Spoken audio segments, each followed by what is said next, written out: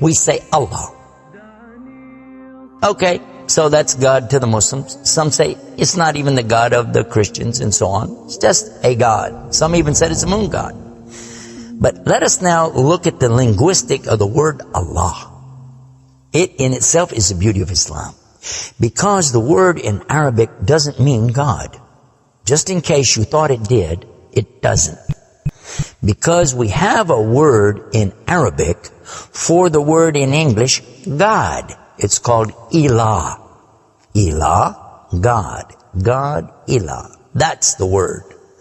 But when we speak about the one and only God, the one that's to be worshipped, the God of Adam, the God of Abraham, and the God of Moses, God of Jesus Christ, peace be upon him, and the God of Muhammad, peace be upon him, we're talking about essentially the only God that's worthy to be worshipped.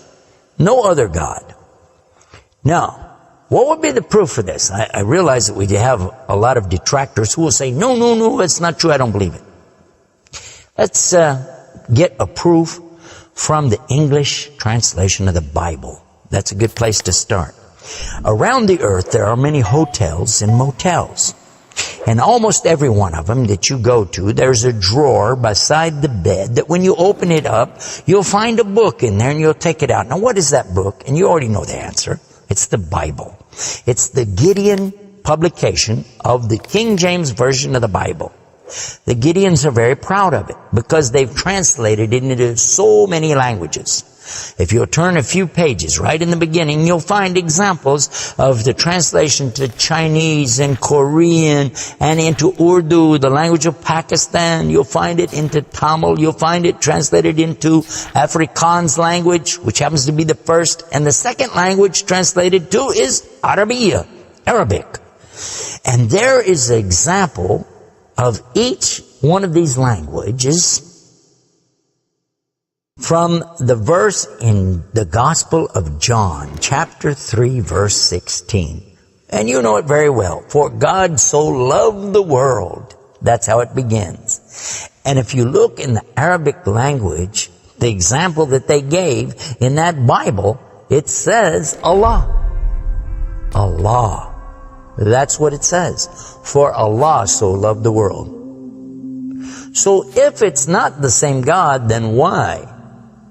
All over the entire earth, everywhere I go, I find this exact same word being used in the Bible of the Christians. Now you might say, what about the Old Testament? Well, just in case you would like to check it out, you can obtain a copy of this from our website. It's called The Beauties of Islam. Let me spell it out for you. It starts with B, beautiesofislam.com. Go there and see for yourself. The example is right there. Page 1 of the book of Genesis, of the very beginning of the Quran. Page 1 has 17 verses. And there's the word Allah. Alif, Lam, Lam, Ha. 17 times. So just as it's the God for the children of Israel in Arabic language, and it's the God for the Arabs who are Christians, it's also the same God for the Muslims. The word is Allah. Why Allah? Why is it important to have this particular word, and why don't we have it in English? Now, I want to come to the etymology of the word. It comes from the word Ilah, and Ilah means God. But God is defined as what? Anything that's worshipped, whether it be something you can see or you don't see, something you can touch or not touch, something that you can hear or not hear. A God could be anything. A God could be a rock, a stick, a stone, a bone. A God could be something that you could make with your hands. A God can be something you could use your imagination for. It could be a human being. A God could be anything. G-O-D, God, could be anything. But there is no word in English for Allah.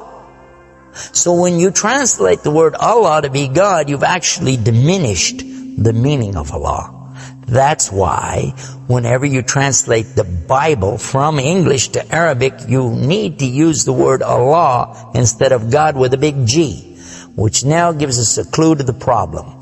In the English language, they only have one word, God. Little G-O-D. It means something worshipped. It could be idols, images, pictures, statues. It could be human beings. It could be anything. This is God's. Little G-O-D-S. But when you mean the God, you have to capitalize the G. You have to make a big G. Now, what happens if you're going to start the sentence with the word God? You have to make a big G anyway, don't you? So you wouldn't know if it was God, big God, or God, a little God, just any old God. You wouldn't know. Also, whenever you're speaking to someone, they can't see the letters. So when you say God, which God? What God are you talking about? In Arabic, though, it's clear. When you say Ilah, okay, he's talking about a God. And Allah is an Ilah. But he's also Al-Ilah, the only Ilah. And when you say Allah, this firms it up. And there's no doubt in anybody's mind that you're talking about the one and only God. The word Allah in the Arabic language cannot be made plural. There can't be more than one. Okay, that perfectly fits the unique God of the believers, because there's not more than one. He's only one.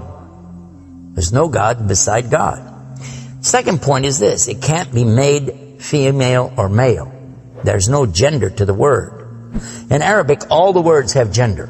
All words have gender. But this particular word is only having gender because of the Arabic language, not because Allah has gender. I'll give you an example. It always says like Allahu. This means Allah, He is. But when we say He, it's out of respect for Allah, because Allah is without gender, because He's not like His creation. Not male, not female. Additionally, we find that the examples in Quran, for instance, when Allah is talking about Himself, you'll find it says Nahnu. Nahnu means we. And Allah refers to Himself as Nahnu. He also says khalaqna. He says khalaqna. What does that mean? He's saying that we created. And throughout the Quran you find Allah referring to Himself as we, our, and us. And right away you're going to say, okay, if that's not plural, then what is? In fact, this is the royal we used by a king or a queen when they're giving decrees. We have it in English too, so you can understand. The king says, we decree the following, and he's talking about himself. It's the royal we. Now, I thought about this quite a bit, and I was trying to think, how could I give a better example? After all, most of us, myself included, never met a king, never met a queen, and so I'm not really familiar with that usage. Although it's there, I'm not sure what you're talking about. So then in studying the English language, we find that it's true that we do that when we speak to someone directly. Watch this. When I say, for instance, this cup. Okay. I would say, this is a cup. This is a cup of tea. I would say, this book is. I would say, those artifacts are. Those are. This is. These are. So I'm saying is and are. Did you catch this now? These things are. This is. Now when I speak to a human being, how do I do this? Well, I will say, you guys. All of you are. All of you are. A-R-E.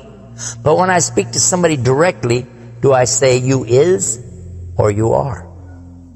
I will say you are. Why?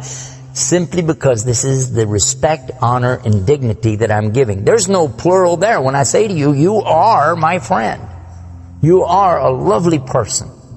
But why am I saying are? Why aren't I saying is? You is my friend. You is a lovely person. You'll say, man, this guy doesn't know English language. And in fact, that's how we can understand this usage of we and our when Allah is talking about Himself. This is the same as when I say I. I don't say I is, I say I am. And again, it's to show the, not plural, but rather the specific nobility, dignity, and honor that you give to the one who's speaking about himself and to the one he's speaking to. And in the same way, that's exactly what Allah is doing when He says Nahnu and Khalaqna and other examples throughout the Quran. So now what we've learned is that Allah's name itself is the perfect name for Allah. It is something that is so fantastic to describe who He is and who He isn't.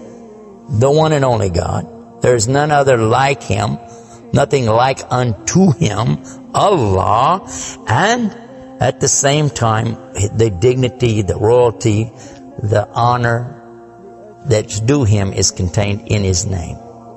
Not like anything else, not male, not female, and yet He is the all Allah, the only God.